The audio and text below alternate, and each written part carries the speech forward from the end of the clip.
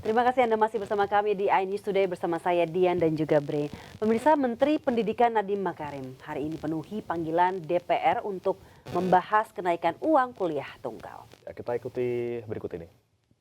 Masyarakat di Indonesia belum hafal dirjennya yang mana. Silakan Mas Menteri memperkenalkan. Terima kasih.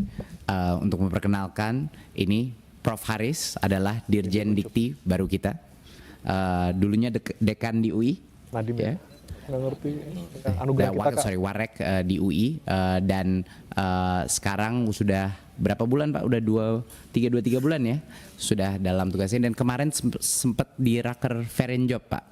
Sudah hadir di sini perkenalkan. Jadi itu kira-kira perkenalannya. Kami sangat senang punya Prof. Haris di sini dan tentunya isu ini menjadi prioritas nomor 1 sekarang Prof. Haris untuk memastikan implementasinya tidak merugikan masyarakat, mahasiswa dan perguruan tinggi. Baik. Dan Prof. Nizam kembali ke UGM. Ya. Jadi Mas Putra, berikutnya nanti akan memberikan statement kepada media tentunya adalah Prof. Haris ya. Mudah-mudahan tidak tersiar lagi Pak Haris ya. Terima kasih. Silakan Bu Sekjen. Baik, terima kasih. Bismillahirrahmanirrahim. Bapak, Ibu, pimpinan dan anggota Komisi 10, atas izin Pak Menteri, izinkan saya untuk menyampaikan informasi terkait dengan postur anggaran pendidikan khususnya untuk tahun 2024. Sebagaimana kita tahu, belanja negara sesuai dengan Perpres nomor 76 tahun 2023 terkait dengan rincian APBN.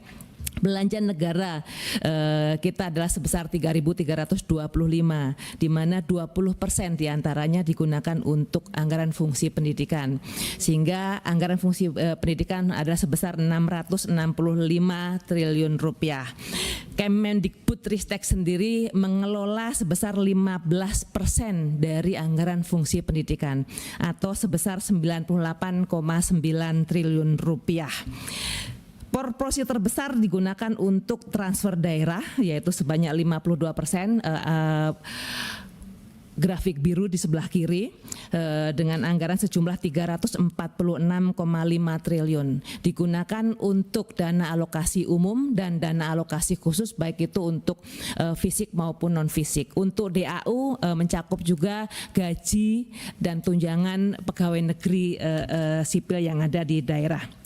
Kemudian ada 33% lainnya, yaitu sebesar 219 triliun yang tersebar, termasuk diantaranya untuk Kementerian Agama 62,3 triliun, kementerian dan lembaga lainnya 32,8 triliun, dan juga anggaran pendidikan pada belanja non-KL yang dulu disebut BABUN, dan juga anggaran pengeluaran pembiayaan sebesar 77 triliun.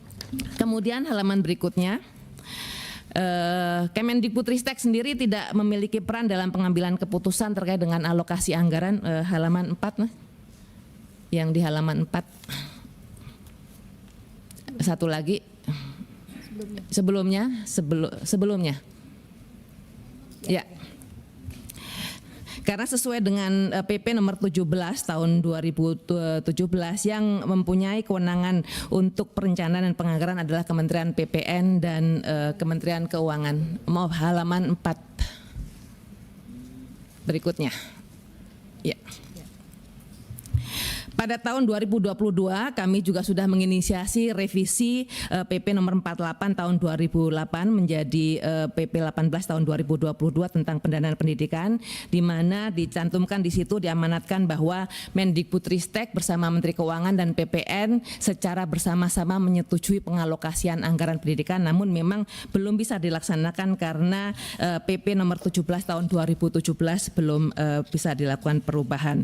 Jadi keseluruhan anggaran fungsi pendidikan yang dikelola oleh Kemendikbudristek hanya sebesar 15% saja. Kemudian berikutnya kami sampaikan bahwa terdapat anggaran pengeluaran pembiayaan yang di warna hijau sebesar halaman 5. Yang warna hijau 12% digunakan untuk salah satunya untuk dana abadi pendidikan sebesar 25 triliun rupiah. Kemudian juga ada belanja pendidikan pada non-KL 47,3 yang warna kuning di bagian kanan bawah. itu berada di bawah kewenangan pengelolaan Kementerian Keuangan. Untuk dana LPDP sendiri sebagai anggota Dewan Penyantun, Pak Mendikbud Ristek selalu menyampaikan bahwa anggaran tersebut bisa digunakan untuk yang lain-lain, termasuk diantaranya untuk pendidikan non-gelar. Semula alokasi anggaran dana abadi pendidikan lebih banyak untuk pendidikan gelar, sekarang dengan adanya masukan-masukan dari Kemendikbudristek banyak yang digunakan juga untuk non-gelar, termasuk juga untuk mikro kredensial baik di dalam maupun di luar negeri. Kemudian kami sampaikan sebagaimana Bapak pimpinan tadi tanyakan, sebenarnya siapa saja yang menggunakan anggaran fungsi pendidikan tersebut di luar dari Kemdikbud, Kemenak dan transfer daerah. Ada 22 kementerian lain yang menggunakan anggaran fungsi pendidikan, tolong halaman 6. Jadi dari Menteri Keuangan, Kementerian Pertanian, Perindustrian, Energi dan Sumber Daya Mineral sampai dengan Badan Riset dan Inovasi Nasional atau BRIN mendapatkan alokasi anggaran fungsi pendidikan yang jumlahnya sebagaimana tertera di dalam halaman sebelumnya 32,8 triliun rupiah untuk KL yang lain. Kebijakan di masing-masing KL ditentukan oleh kementerian masing-masing. Kemendikbudristek tidak punya kewenangan untuk memberikan masukan terhadap penggunaan anggaran tersebut. Kemudian pada tahun 2022 kami menginisiasi PP nomor 57 tahun 2022 tentang perguruan tinggi kementerian lembaga atau kita sebut sebagai PTKL, dan disepakati bahwa PTKL harus teknis, spesifik dan tidak tumpang tindih dengan program studi yang ada di perguruan tinggi di bawah pembinaan Kemendikbudristek. Kemudian juga standar biaya PTKL harus mengikuti standar biaya Kemendikbudristek. Jadi ini yang menjadi PR kami, bagaimana memastikan PTKL semua yang ada di kementerian lembaga lain nanti mengacu kepada kebijakan yang sama. Kemudian berikutnya kami sedikit rinci terkait dengan anggaran yang dikelola oleh Kemendikbudristek. Total sesuai pagu sebesar 98,987 triliun rupiah. Rupiah murni untuk operasional saja 18,4 triliun. Untuk rupiah murni non operasional ada 69 triliun. Yang lainnya merupakan rupiah murni pendamping. Ini ada pendamping dari pinjaman dan hibah luar negeri. Kemudian juga ada penerimaan non pajak, kemudian juga ada BLU karena ada perguruan tinggi utamanya yang statusnya BLU dan dua BLU lain di tingkat pusat yang ada di bawah pengelolaan Kemdikbudristek. Dan selain itu juga ada pendanaan dari pinjaman dan hibah luar negeri untuk perguruan tinggi dan SPSN yang juga sebagian besar digunakan untuk perguruan tinggi baik PT akademik maupun vokasi. Dari sejumlah anggaran tersebut 45,69 digunakan untuk pendanaan yang sifatnya wajib yang tidak mungkin tidak, dari mulai program Indonesia Pintar, KIP kuliah, kemudian berbagai tunjangan baik itu guru maupun dosen termasuk guru besar untuk non ASN juga kita sediakan anggarannya, dan juga BOPTN baik itu untuk BOPTN penelitian maupun non penelitian. Di samping itu tentu kita juga punya prioritas lain yang membutuhkan anggaran 23,4 triliun, di dalamnya termasuk untuk penguatan pelaksanaan kurikulum merdeka, pelaksanaan asesmen nasional, termasuk program-program kebudayaan, kebahasaan dan sebagainya. Berikutnya. Nah, dari sejumlah dana tersebut dari 98,987 triliun, 56,1 triliun itu digunakan untuk kegiatan-kegiatan di jenjang pendidikan tinggi. Baik itu pendidikan tinggi akademik maupun vokasi atau sekitar 56,7%. Penggunaannya untuk apa? Sebagaimana tertuang di dalam halaman 8 sampai dengan halaman 11, kami sampaikan bahwa pemerintah terus memberikan dukungan bagi mahasiswa tidak mampu melalui KIP kuliah yang anggarannya sendiri tahun sekarang sudah 13,99 triliun, artinya 14 triliun untuk program ini saja, ditambah dengan afirmasi mahasiswa untuk daerah tertinggal. Alokasinya pengelolaan di Kemdikbud, tetapi penggunaan anggaran beasiswa sendiri menggunakan dana abadi pendidikan yang ada di LPDP, tetapi pengelolaan sepenuhnya ada di Kemendikbudristek. Kemudian pemerintah juga memberikan tunjangan tadi yang saya sampaikan untuk dosen dan guru besar non ASN, tentunya juga ASN juga, nanti kami sampaikan detailnya. Kemudian kegiatan terbesar lainnya adalah revitalisasi sarana dan prasarana perguruan tinggi negeri. Pendanaannya mayoritas dari PHLN dan SBSN, sebagian juga sedikit yang dari rupiah murni. Alokasi anggaran untuk revitalisasi sendiri mencapai 7,79 triliun rupiah. Kemudian pemerintah juga terus mendukung upaya peningkatan kualitas pembelajaran melalui kebijakan Kampus Merdeka dan Merdeka Belajar. Ini juga pendanaannya sebagian dibiayai melalui dana abadi pendidikan yang dikelola oleh LPDP.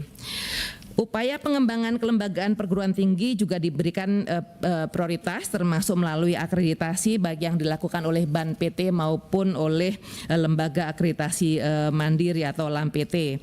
Dan untuk mendukung operasional perguruan tinggi disiapkan juga BOPTN baik untuk penelitian maupun non penelitian. Di situ di 2 baris terakhir totalnya 6,5 triliun untuk perguruan tinggi akademik.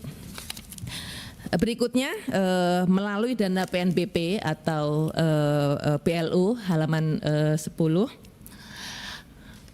untuk baris ke nomor 13, anggaran tersebut didapatkan dari PNBP dan PLU untuk peningkatan kualitas pembelajaran, penelitian dan pengabdian masyarakat. Jadi intinya bahwa dana 6,3 triliun untuk kebutuhan tersebut merupakan revenue yang diterima langsung oleh perguruan tinggi.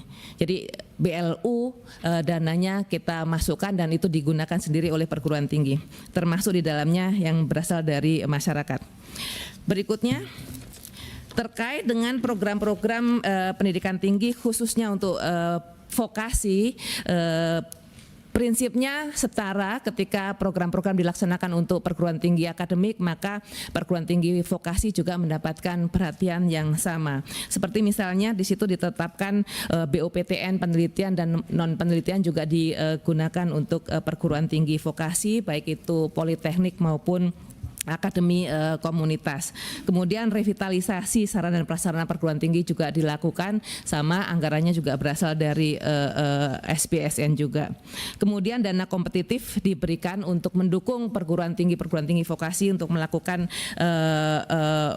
matching dengan dengan industri. Berikutnya untuk kegiatan dukungan manajemen ini keseluruhan untuk jenjang pendidikan tinggi ada 13,88 triliun rupiah Bapak dan Ibu semuanya untuk melakukan tata kelola perguruan tinggi, termasuk juga di situ gaji operasional perkantoran, termasuk juga gaji untuk dosen ASN yang ada di perguruan tinggi negeri dan juga ada di perguruan tinggi swasta yang diperbantukan yang di dalam pengelolaan LL Dikti dari wilayah 1 sampai wilayah 16. Saya rasa itu tambahan informasi dari kami Pak, kami kembalikan ke Pak Menteri. Terima kasih Bu Sekjen. Untuk selanjutnya saya persilakan Dirjen Dikti Pak Haris, silakan. Bismillahirrahmanirrahim. Izin Mas Menteri, pimpinan dan anggota Komisi 10 yang kami hormati, pertama izinkan kami memperkenalkan diri. Saya ditugaskan sebagai Dirjen Dikti kurang lebih ini masuk minggu ke-10 karena dalam posisi sudah kurang lebih bulan ketiga. Mungkin izin pada kesempatan yang baik ini kami ingin coba memberikan informasi yang mungkin dirasa penting bagi masyarakat dan juga teman-teman perguruan tinggi dan juga para adik-adik mahasiswa yang tentu kami banggakan dan juga masyarakat dan para jurnalis. Mungkin kita menginjak ke slide berikutnya. Jadi pada prinsipnya tadi Mas Menteri sudah menyampaikan bahwa bagaimana kita menetapkan atau menentukan UKT ini basisnya adalah pada penetapan SSBOPT. Dan ini saya pikir menjadi poin penting bagaimana kita mengimplementasikan dari Undang-Undang Nomor 12 Tahun 2012. Di sini sudah jelas bahwa pemerintah ini menetapkan satuan standar biaya operasional yang tentu ini perlu mengacu pada capaian standar nasional pendidikan tinggi, juga jenis program studinya, juga indeks kemahalannya.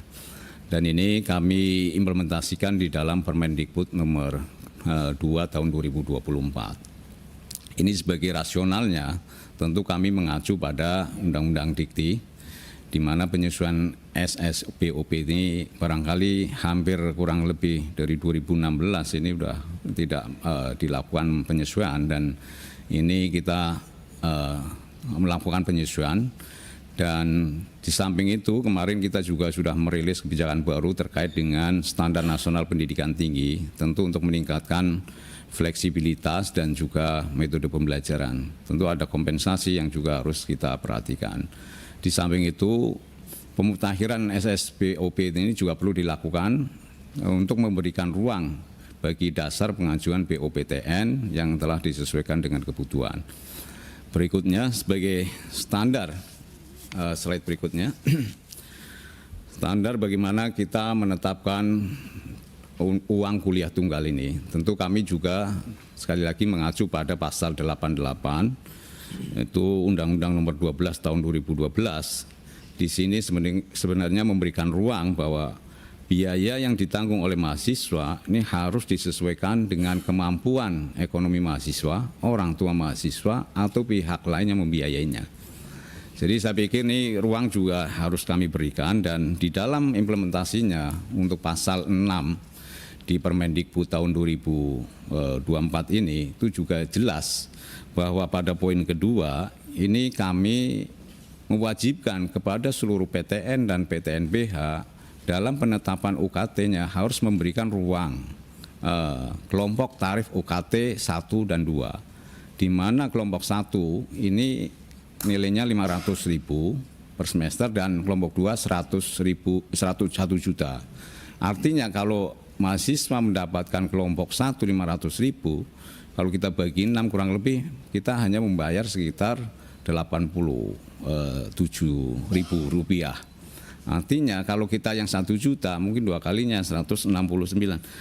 Kalau kita bandingkan ini kan angka yang saya pikir bisa diakomodir, dan ini murah sekali. Dan sebenarnya ini ruang ini yang kita berikan pada konsep asas berkeadilan tadi yang disampaikan oleh Mas Menteri. Konsepnya adalah mengedepankan berkeadilan dalam arti kita memberikan sebuah ruang bagi mereka yang tidak mampu dan juga memberikan ruang bagi mereka yang memiliki kapasitas. Jadi konsep berkeadilan ini dalam rangka menemukan titik keseimbangan antara willingness to pay dengan ability to pay. Jadi kita harus bisa menempatkan mereka yang mempunyai kapasitas juga harus diberikan ruang. Nah, ini asas keberadilan ini yang kita tekankan. Dan yang kedua adalah asas inklusivitas. Artinya ini juga sebenarnya pendidikan itu bisa diakses oleh semua kalangan, mereka yang memiliki kemampuan secara kapasitas finansial maupun mereka yang tidak memiliki. Sehingga dalam pelaksanaannya ini pun tidak akan dijadikan penentu pada proses penetapan mahasiswa untuk diterima masuk perguruan tinggi. Kami dari awal sudah menekankan, dan di dalam Permendikbud ini sudah jelas disampaikan hal itu. Berikutnya, untuk dasar peraturan perundangan uang kuliah tunggal ini juga dibagi bagi mahasiswa yang kurang mampu secara ekonomi. Di mana ruang-ruang itu kita berikan? Kalau kita lihat pada pasal 74 ini kembali lagi ke Undang-Undang Pendidikan Tinggi, bahwa PTN ini wajib mencari dan juga menentukan ruang di mana minimal itu 20% bagi mahasiswa yang diterima dari mereka yang kurang mampu. Dan di sini kami juga implementasikan di pasal 12-nya ayat 2. Ini jelas bahwa presentasi jumlah mahasiswa yang dikenakan tarif UKT kelompok 1 dan 2 itu minimal berjumlah 20%. Dan nanti kita lihat data yang kita peroleh dari laporan menunjukkan bahwa kita juga memberikan peluang yang lebih. Kemudian di pasal 17-nya ini juga diberikan juga bahwa ini mahasiswa yang mungkin barangkali secara penempatan kelas UKT-nya tidak tepat, itu bisa dilakukan pengajuan atau peninjauan kembali. Dan ini tentu penyesuaian. Dan tadi juga dijelaskan oleh Mas Menteri bahwa semua kebijakan UKT yang baru ini hanya berlaku untuk mahasiswa baru, sehingga untuk mahasiswa yang lama tidak terdampak oleh ini. Dan kami sangat memahami bahwa situasional ini yang perlu kami luruskan, dan ruang ini yang kami berikan seluas-luasnya. Dan tentu kami melakukan beberapa kali pertemuan dengan para rektor ini untuk memastikan bahwa kampus juga harus melaksanakan 2 kelas ini. yaitu kelas UKT 1 dan kelas UKT 2. Kemudian apa yang menjadi komunikasi kami dengan para rektor PTN maupun PTNBH bisa dilihat di slide berikutnya. Kami sekali lagi menekankan kepada pimpinan perguruan tinggi ini agar mengedepankan asas berkeadilan dan juga asas inklusivitas. Jadi penentuan besaran UKT ini harus dilakukan dengan mempertimbangkan kemampuan ekonomi mahasiswa, orang tua atau pihak lain yang membiayainya. Ini sudah jelas dan kami terus memonitor. Dan PTN maupun PTNBH ini harus dapat diakses oleh semua mahasiswa dari berbagai kalangan, mulai dari yang kurang mampu sampai mereka yang memiliki kapasitas atau berkecukupan. Kemudian yang kedua, ini kami tegaskan lagi bahwa hukumnya adalah wajib PTN dan PTNBH untuk membuka kelas tarif kelompok 1 dan kelas tarif kelompok 2 ini. Dan sebaliknya, ini kan sebagai asas berkeadilan, kita juga harus memberikan ruang kelompok UKT, kelompok tinggi, ini diberikan untuk mereka yang memiliki kapasitas atau kemampuan.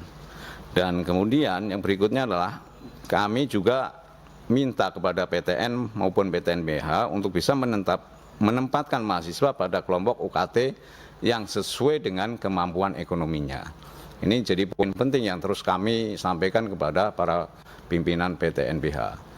Jadi jika pemimpin PTNBH menetapkan UKT yang baru, maka ini juga berlaku untuk mahasiswa baru. Tidak ada perubahan UKT bagi mahasiswa yang sedang menempuh pendidikan.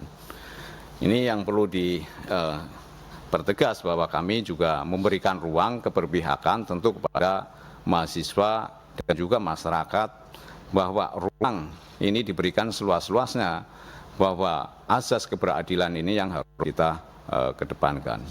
Berikutnya, mungkin sebagai gambaran, kami juga melakukan analisis terhadap data-data yang sudah kami kompilasi dari data tahun 2023 dengan data tahun 2024. Kalau kita perhatikan, UKT itu yang tadi disampaikan Mas Menteri sebagai anak tangga ini kan berjenjang, yaitu dari UKT 1 sampai UKT 12. Kalau kita perhatikan UKT 1 sampai UKT 5 ini kan more or less inline ya, beririsan sama, artinya di sini tidak ada kenaikan. Dan UKT menengah itu UKT 5 dan UKT 8, 9 ini kan relatif lah kalaupun ada kenaikan. Dan kalau kita perhatikan di UKT tinggi, kalau kita mungkin buat 3 klasifikasi ya, rendah, sedang, tinggi, itu juga kenaikannya tidak terlalu tinggi. Nanti kita coba data yang diperoleh, bagaimana anak-anak memberikan masuk pada kelompok mana. Berikutnya kita sampaikan gambaran grafiknya, slide berikutnya. Nah, di sini kami ingin menunjukkan bahwa UKT rendah, sedang, dan tinggi.